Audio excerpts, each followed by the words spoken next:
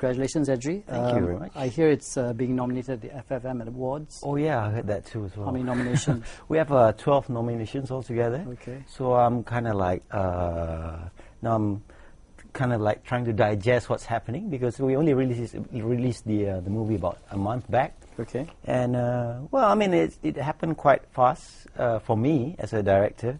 And I'm pleased to know that the response for such a new concept in the Malaysian film industry, which is a musical, being accepted widely by the audience. Not bad for a directorial debut. How did you do it? Did you get advice from your brother? Oh yes, of course. I mean, again, a little bit of experience through his works. Cicak Man 1, 2, and he did Merong Mahawangsa as well, which is coming out early next year. Okay. And obviously, you know, just by being part of the team, you gain a little bit here and there in terms of production knowledge. And when I was assigned to do Magika, originally it wasn't supposed to be a musical. It's supposed to be a fantasy about the Malay folklore and stuff. Right. And but then I'm pretty much a musical guy for this past 18 years. I've been writing music, so I just said to Norman and Yusri, just like, if I were to do it, can I just turn it into a musical? And they somehow see the concept being, you know, it's got the magic there when it's a being presented in a musical form. Right. So I guess, you know, things just go on from there, and you know. Did Yusri advise you on how to go about directorial? Oh yeah. He did pull me apart a few times. Okay. Yeah, a few times to say that. What were the main problems, or? Well, basically just advise me in terms of shots and so on, you know, because being on set and with the whole team, you really have to be decisive which takes that you know, you can accept, and some may not be suitable for editing. And rather than covering every single shots, you know, it's going to take a long time. So he did advise me, why don't you just look out for what you want and just be happy with what you have there. So I think that's the best piece of advice. We managed to cover the whole film within a month, so I think that's quite an achievement as well. Wow. And you know, and who's acting in it? Sorry, pardon? Who's acting in? Who's starring in? Oh well, I mean, everybody well known in the industry. These are like really big names in the industry. You know, when I wrote the script with my colleague, we had the idea of having, because they have to portray the characters of Nenek Kebayan, which is the evil witch in our local folklore. And then there's Badang, our Hercules.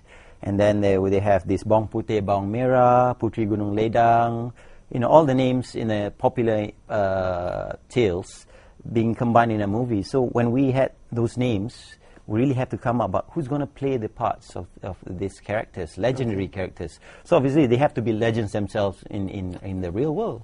So then we had Jana Zain popped up in our heads, and Ning Baizura, M. Nasir, there's Maui as well from the AFA. It's like a who's who in music. I guess so, yeah. That's the idea, to portray the stature of these the legendary characters. And how did the script come about?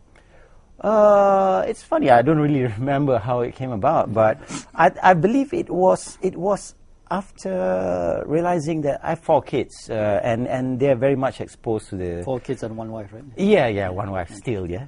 I like to quote that.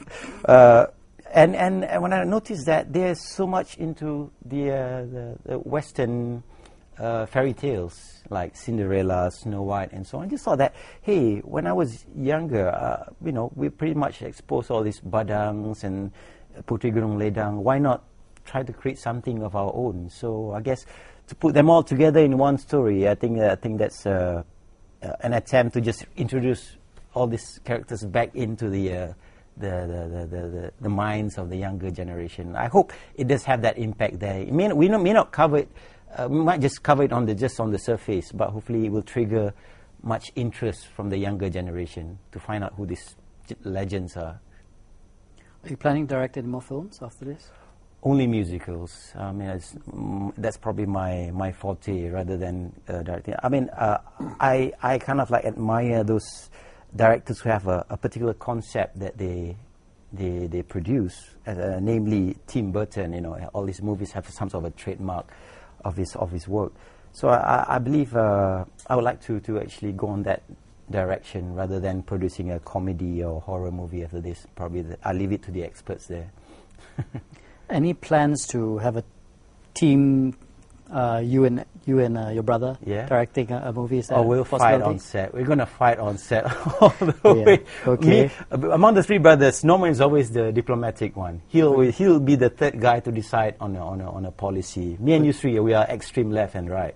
So we don't get along very well in terms of work, even in the studio where we're just producing music. But Norman will always be the one who takes side and just decide, okay, I'll go with Edry on this one, I'll go with you on this one. So give me an example of having different views, say, on a movie set. What do you think would be a it would be a disaster. I'm really? sure the crew, the cast will just like, okay, what's happening?